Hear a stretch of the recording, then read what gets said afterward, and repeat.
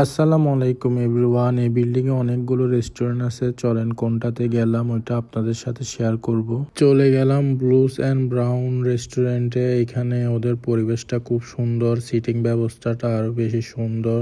এক পাশে গিয়ে বসে পড়লাম, অনেকগুলো মেনু এনে দিল। আমি দেখতেছিলাম কোনটা খাবো, অনেকগুলো ভেরিয়েশন আছে এখানে, কোনটা খাবো ঠিক করার জন্য বারবার চেক করে দেখতেছিলাম। অর্ডার করলাম হানি লাইম চিকেন আর জামাইকান চিকেনটা অর্ডার করে দিলাম। অর্ডারের 15-20 মিনিট পরে আমাদের খাবার চলে আসবে।